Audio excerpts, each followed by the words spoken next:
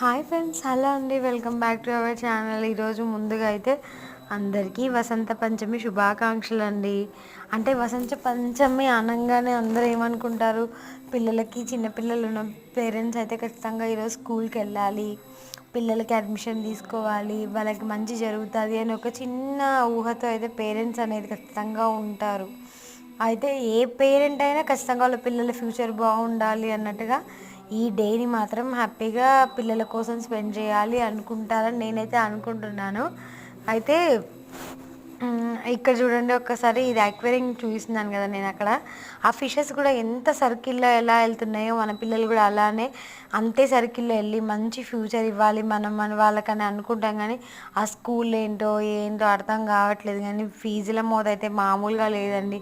అందుకే పిల్లల్ని మంచి స్కూళ్ళల్లో జాయిన్ చేసి మన తగ్గట్టుగా స్కూల్లో జాయిన్ చేసి మంచి ఎడ్యుకేషన్ అయితే పిల్లలకి ఇప్పియండి.